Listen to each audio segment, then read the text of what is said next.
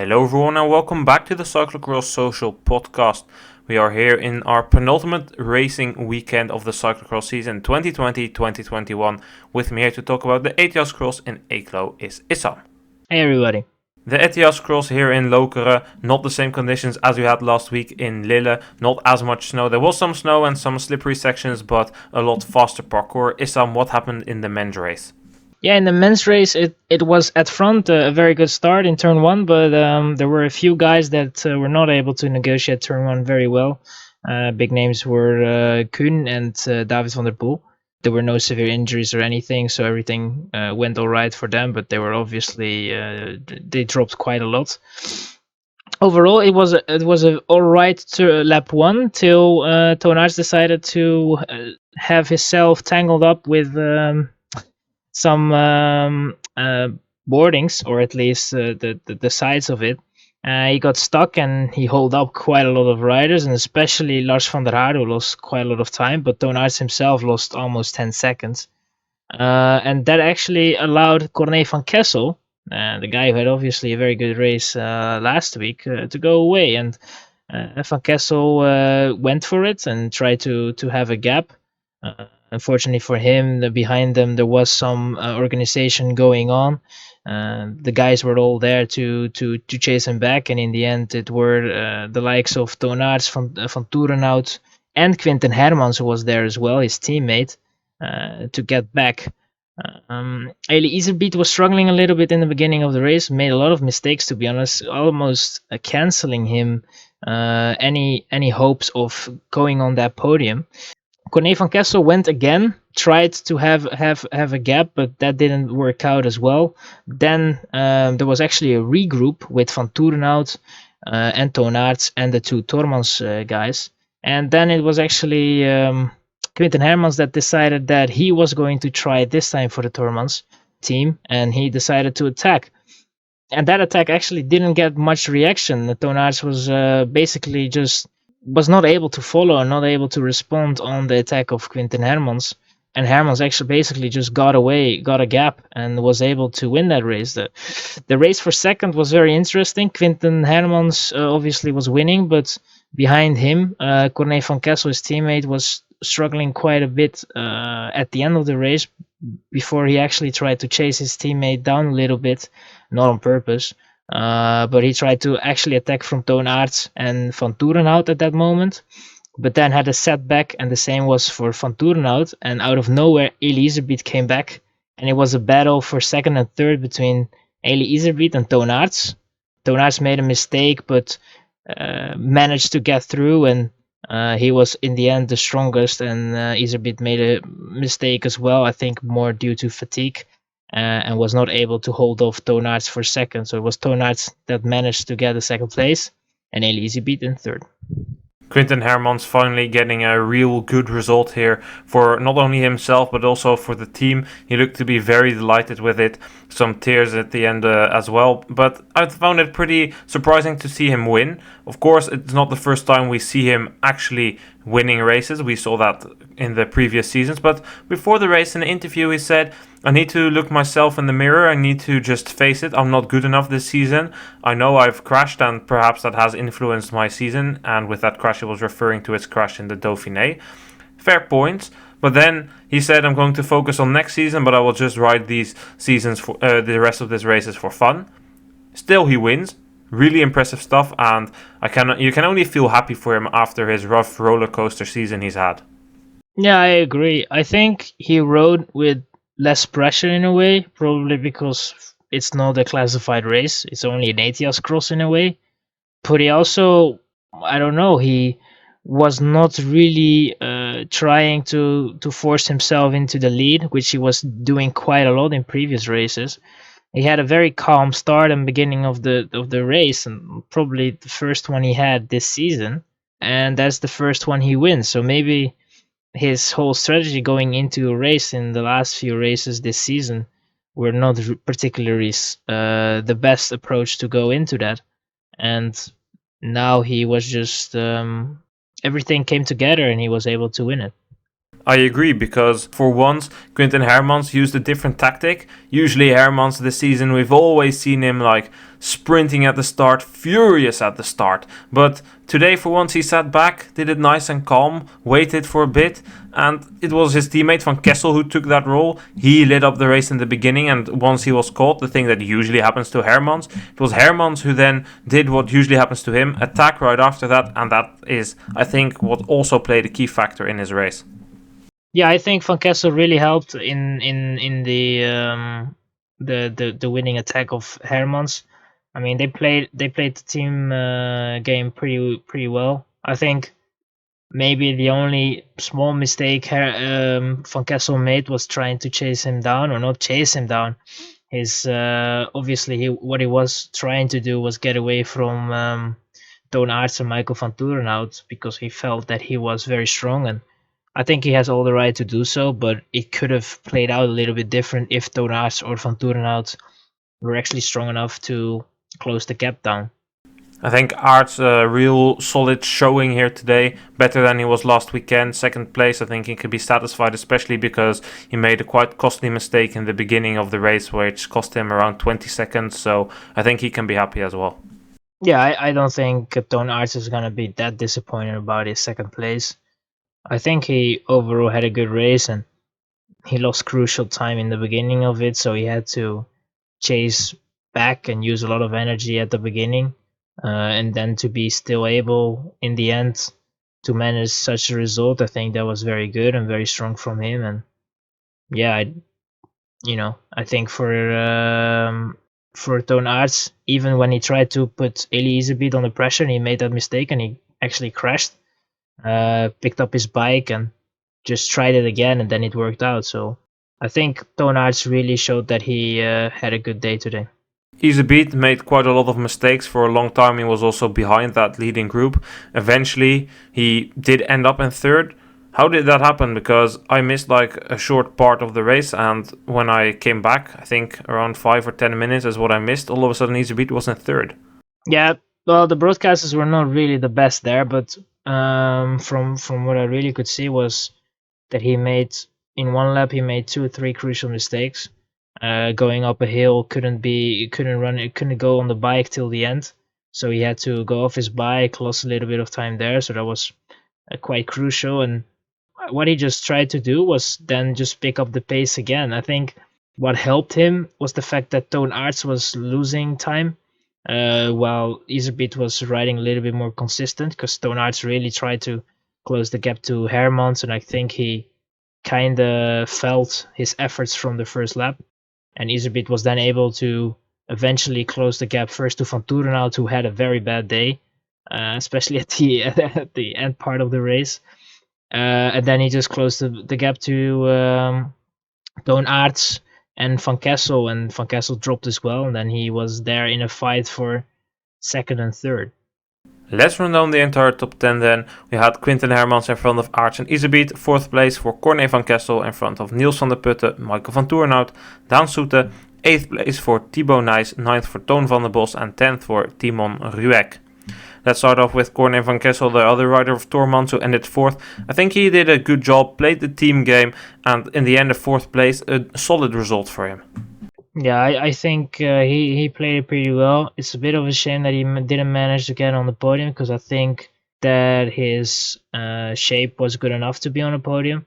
But in the end, I think he played the team tactics pretty well. He was there where he should have been, and I think 4th place is really nothing. It's not a bad result. Well, somebody who didn't get a bad result either, 5th place for Niels van der Putten. Personally, very impressed by his race. Of course, we know he is a very talented guy, and he once again shows it today by getting 5th. Yeah, that was really a strong performance from Van der Putten. I think for a big part of the race, he was running either alone or with Bastans in the beginning, and then he was alone, and he paced himself very, very good. He didn't have a transponder, so on the TV coverage you couldn't see if it was really him, but you could recognize him in a way. So I think that is for him really a good result after a bit more disappointing World Championships, and it just shows that he is a big talent and someone that, if we go to the elites, will definitely improve. Then finally here, two other people, Thibaut Nys 8th, Nys and Ruegg 10th. I think they both did a very good race here. Nys 8th, much better than his performances recently. Seems to have things with his back more straight now, so that should be good for him. And Nys and Ruegg 10th. Pretty surprised by that result. Ruegg, not a rider I've seen close to the top 10 a lot this season. What are your thoughts?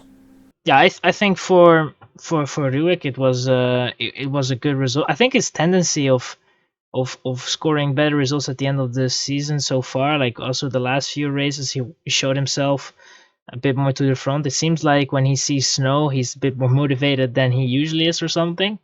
But it definitely is. I wouldn't say really surprising, but it is definitely very nice. Very nice to see that change. And yeah, for Nys, I mean, he was obviously not very happy with the fact that he wasn't selected for the World Championship. So I guess that probably has motivated him to end the season on a high note. And I think definitely that this is ending your season on the high note. There's a very good example for it. I think that he should be very happy with the result that he has done. But we should not forget that obviously there are several guys that could have been in front of him. Van der Haar, who lost a lot of time in the lap 1 incident. Yeah, and then DNF'd. And Zweig that also DNF'd in the end because, you know, he was also, I think his wheel broke as well on the front and he had some issues. So, you know, both guys should have been in front. But then again, it's a very good result, so we shouldn't be like downplaying his results. It was just a good result and it's a top 10 and it's a very good bonus for him ending the season. Yeah, indeed, we shouldn't be downplaying it because even if you would say Van der Haar, Zweig in front, perhaps Bastaans who was running in front of him, 11th place is still a solid result. And of course, if you DNF, well, he DNF'd, so you don't really count it towards the result. 8th place, solid for Thibaut Nys.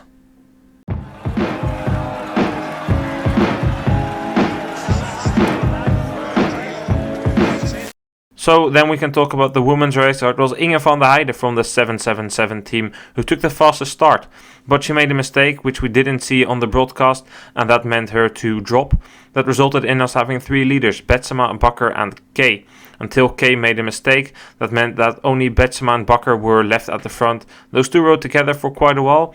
Kant and Kay, they came pretty close. I have to say no Alvarado at the start, and Dustin Labrand had a very slow start in today's race.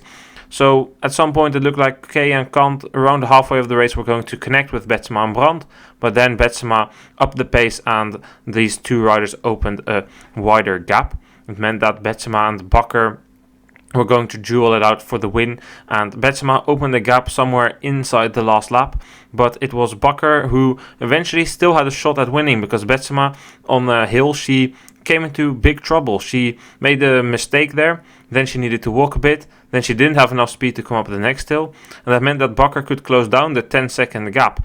But Bakker ultimately made a mistake at the same place where Betsema was, fell down back the hill, and that meant that Betsema, nothing could stop her anymore. She went on to claim the victory here in front of Manon Bakker, and for third place it was actually Brandt who rode a phenomenal second half of the race and managed to get third in front of Anna Kay.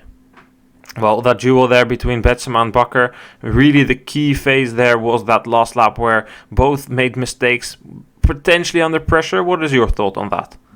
I think what was shown there in that last lap is when you're leading, despite the fact that you're making a mistake, you're still leading. So it always gives you a better opportunity of winning a race if you are leading, even though you make the mistake. Because I think if Bakker didn't crack under pressure, she could have actually overtaken Betsema, but she had to go on not an ideal line. She probably didn't run that line there going up that hill, and then got stuck, and then you lose obviously the chances of actually winning that race. Because I think she had a good chance of winning that race, obviously.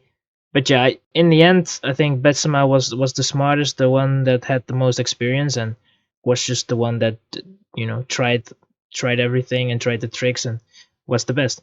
Bakker herself said that she thought she was the strongest, and I don't know what to think about that. I think they were pretty evenly matched, like she said herself in the interview. Betsema was the strongest in the first part of the lap, Bakker in the second part. So It was a fun duel to watch there, but then at the same time, I do think Betsema deserved this victory. She looked to have this race in control, and I think she will be going towards tomorrow's final race in the DVV Trophy with some confidence. There, in that DVV Trophy final, she will need to make up around 45 seconds on Lucinda Brandt to take home the win in the DVV Trophy, that is. But Brandt third today. What do you think about her race? I think she didn't go all out today. For the first half of the race, she looked to be taking it easy, and in the second part, she started to up the pace, overtake quite some riders to end third. You could see. You couldn't really see it, but you could see from the pace and the women that were around her that was not really the pace Brandt was that we are known Brandt for. Brandt is normally someone that is fighting in the top three quite easily in a way, and now she wasn't. She was actually behind a few rides where I was like, well, that's not really your position. And then after that, she basically showed that she was fighting for that third place. And I think that she just took the first half of the race, like you said, on 75%, maybe a little bit more, but conservative, and then to do a little bit more to get that third place. And she is with her head in tomorrow to not lose that DVV Trophy, and I think that is probably a very exciting battle to watch out for. Let's run down the entire top 10 then. Betsema, Bakker and Brandt, we already said those names. In front of Anna Kay in 4th, Sanne Kant in 5th, Worst, Van der Heijden, Van Halve, Ribeiro and Ellen van Looy in 10th.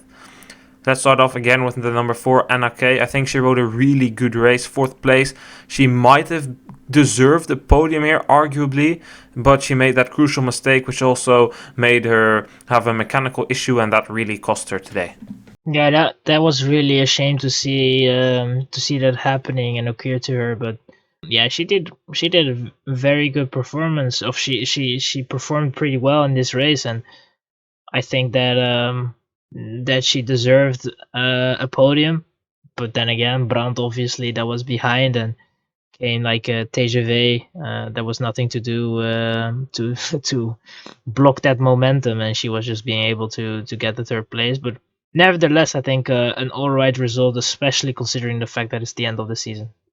For the rest of the riders in the top 10, I don't really know what to say about them. I mean, Worst again, not a great race. Kant at some point looked to be in contention for a podium, but at the end not really a lot we can say about their races, because we, one, didn't see them a lot, and two, I pretty much covered it with what I just said. Van der Heijden, unfortunate for that mistake. Van Halve, Ribeiro, I mean, let's talk about Ellen van Looy then briefly, who ended 10th. This is one of her last races for the Baloise Trek Lions. Next year she will be making a move to a different team.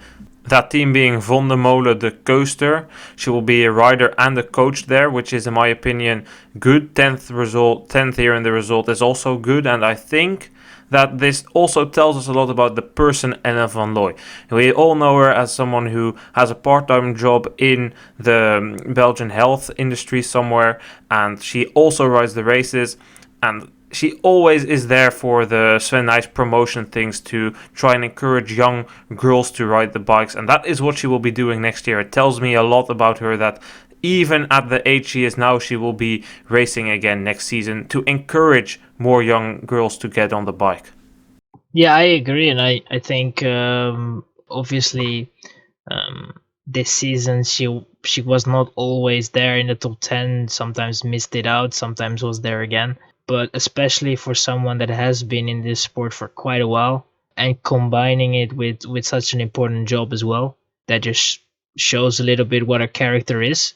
And to combine the two as well, being on a very high level in cyclocross and combining that with a job, I think that's fair play. I don't think there are many people that can do that in cyclocross, and it just shows a little bit, like I said, her character. And it will be interesting to see what she can do for that team, and if she can actually create the talent the Belgium country is waiting for. She isn't the first rider to leave the team of Trek, and that gives me a question for you, Issam. She, like I said, isn't the first one. We already have at the men's department Jim Arnouds, Niklas Klepp and Andreas Schumann all leaving or retiring. That opens up 4 places in the team. What do you think for next season? Do you think that they will potentially be bringing in some new riders? Yeah, it's obviously gonna be a little bit difficult because we didn't have a junior complete season at least, and we had a lot of under 23 that had to ride with the elites, so we couldn't really see how the under 23 would perform if they had that little bit shorter race and they had, to race each other in a way in their own category. And then you also have the issue of contracts. I think there are a lot of guys that are not free at this moment and have a contract still running, or that are in a team that has future plans with them. But I definitely think that they are looking left and right for some talent and for some riders. I think for sure. I find it hard to say what they will be doing. I have a theory that they might be bringing in some of the riders who now currently ride for the Trek cyclocross team, and then I mean Richards, Neff, who also have their Munro and Harnden. Those are the 4 riders of that team.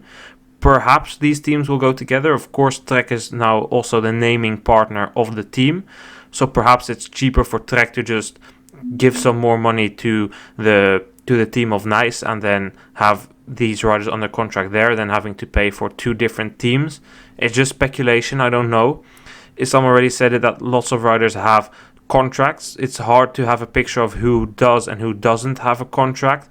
I can imagine that if Anna Kay was without a contract, it would be an interesting signing for the team. Once again, I don't know if she is without a contract and if she would even be interested, because she seems to be at her right place at the Star Casino team. So it's hard to say what they will be doing, but they do have 4 places open, or even more if they were looking to be extending their squad. So who knows? I guess we should keep an eye out on that during the off season for cyclocross, because perhaps there will be some transfer news there. Yeah, I think during the summer, at least, if we can call it the summer, we are still not even reaching the spring, but let's just pretend that from here on the summer is starting. Let's be positive that the transfers will be going a little bit, and we will hear here and there some changes going on. But I think they definitely have a very good backing with Trek, and I think they have some future plans, and they are looking left and right for some good riders. Well, I think we've had it then for the episode about the Ethias cross here in Eeklo. Issam, thank you once again for being here. Yeah, thanks for hosting. Tomorrow we will be back with a podcast about the last race of the DVV Trophy, and then the season is slowly but steadily coming to an end. Next weekend, only 2 races left, which we'll be probably covering in one podcast. Everyone, thank you for listening and for the support, and I will see you guys next time, which is tomorrow. Goodbye.